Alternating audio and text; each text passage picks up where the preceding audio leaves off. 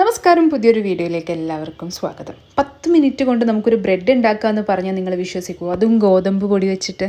മൈദ വെച്ചിട്ടും ചെയ്യാം, പക്ഷേ കുറച്ചുകൂടി ഹെൽത്തി ആയിക്കോട്ടെ. അപ്പോൾ ഗോതമ്പ് പൊടി വെച്ചിട്ട് നമുക്ക് 10 മിനിറ്റിൽ വളരെ ഈസി ആയിട്ട് തയ്യാറാക്കാൻ പറ്റുന്ന ഒരു ബ്രെഡിൻ്റെ റെസിപ്പിയാണ് പറയുന്നത്. ഇത് നമുക്ക് പിസ്സ ബേസ് ആയിട്ടും അല്ലെങ്കിൽ കുബൂസ് ഉണ്ടാക്കാനും ഒക്കെ ഈ ഒരു റെസിപ്പി യൂസ് ചെയ്യാം കേട്ടോ. ഇൻസ്റ്റൻ്റായിട്ട് ചെയ്യുന്നൊരു റെസിപ്പിയാണ്. സാധാരണ നമ്മൾ ഈസ്റ്റ് വെച്ചിട്ടാണല്ലോ ചെയ്യാറ്.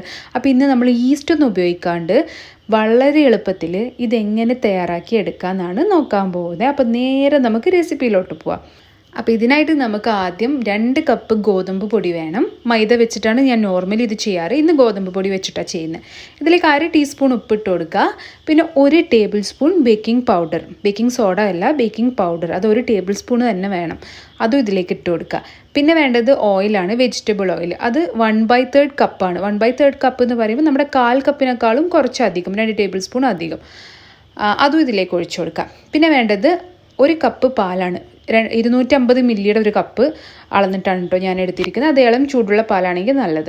അപ്പോൾ ഇതൊക്കെ നമുക്ക് ഇതിലേക്ക് ഒഴിച്ചു കൊടുത്തിട്ട് ഒന്ന് മിക്സ് ചെയ്തിട്ടെടുക്കണം. ആദ്യം ഒന്ന് പാലൊക്കെ ഒഴിച്ചിട്ട് മിക്സ് ചെയ്തിട്ടെടുക്കുക. അതിനുശേഷം നമുക്കിത് കൈ വെച്ചിട്ട് കുഴച്ചിട്ടെടുക്കാം.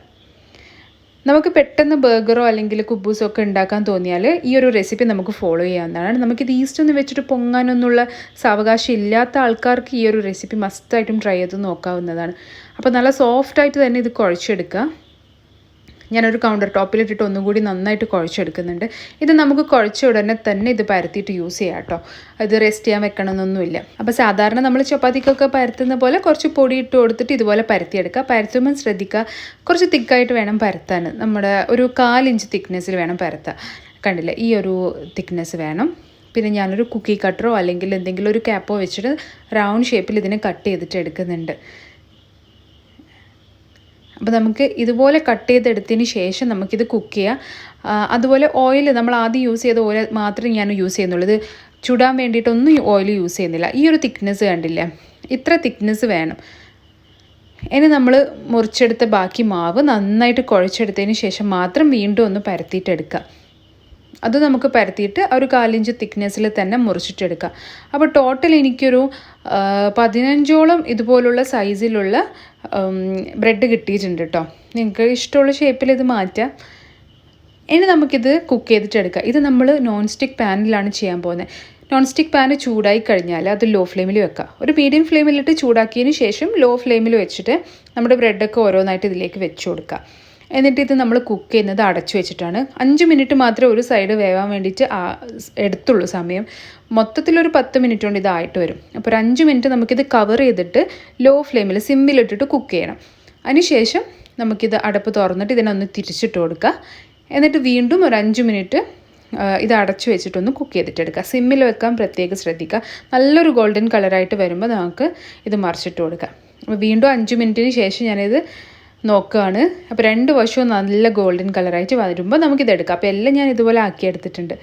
നോർമലി ഈ ഒരു റെസിപ്പി ഞാൻ മൈദ വെച്ചിട്ട് മാത്രമാണ് ചെയ്യാറ്. പക്ഷേ ഇത് ഗോതമ്പ് വെച്ചിട്ടും ചെയ്യാം എന്ന് കാണിക്കാൻ വേണ്ടിയിട്ട് ഇത് ഗോതമ്പ് വെച്ചിട്ട് ചെയ്തിട്ട് നിങ്ങൾക്ക് കാണിച്ചു തരുന്നത്. നിങ്ങൾക്ക് ഇതിന് പകരം മൈദ യൂസ് ചെയ്യാം.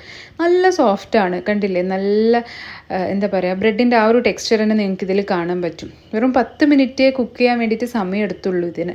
ഇനി ഇത് നമുക്ക് പിസ്സ ബേസ് ആയിട്ടോ അല്ലെങ്കിൽ ബർഗർ പോലെ ഇതിനെ നടുക്ക് കട്ട് ചെയ്ത് കഴിഞ്ഞിട്ട് ഞാൻ കാണിച്ചു തരാം എങ്ങനെ ഇരിക്കുന്നു അത് എന്നുള്ളത്. നല്ല സോഫ്റ്റാണ്, നല്ലൊരു ടെക്സ്ചറൊക്കെ വന്നിട്ടുണ്ട്, കണ്ടില്ലേ? ഇതിൻ്റെ അകവശമൊക്കെ കണ്ടില്ലേ? അപ്പോൾ ഇതുപോലെ നിങ്ങൾക്ക് കിട്ടും. അപ്പോൾ ഇതൊന്നും എല്ലാവരും ട്രൈ ചെയ്ത് നോക്കുക. മൈദ വെച്ചിട്ടാണെങ്കിലും നല്ല ടേസ്റ്റ് ഉണ്ടാവും. ഇതിൻ്റെ ടേസ്റ്റ് എങ്ങനെയാണെന്ന് ചോദിച്ചാൽ നമ്മുടെ ഗോതമ്പിൻ്റെ പൊറോട്ടയൊക്കെ ഇല്ലേ, അതിൻ്റെയൊക്കെ ഒരു ടേസ്റ്റാണ്. അപ്പം മൈദ പൊറോട്ട ഇഷ്ടപ്പെടുന്ന ആൾക്കാരാണെങ്കിൽ ഇത് മൈദ വെച്ചിട്ടൊന്ന് ചെയ്ത് നോക്കുക. അപ്പോൾ അതിന് വേറെ തന്നെ ഒരു ടേസ്റ്റ് കിട്ടും. എന്തായാലും എല്ലാവരും മസ്റ്റായിട്ട് ഇതൊന്ന് ട്രൈ ചെയ്ത് നോക്കണം എന്നാണ് ഞാൻ പറയുന്നത്.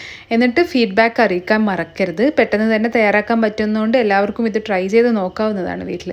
അപ്പോൾ എല്ലാവരും ഫീഡ്ബാക്കും അറിയിക്കാൻ മറക്കണ്ട. മറ്റൊരു അടിപൊളി വീഡിയോ ആയിട്ട് ഞാൻ വരുന്നതായിരിക്കും. അതുവരേക്കും this is me Nishi signing off. Take care.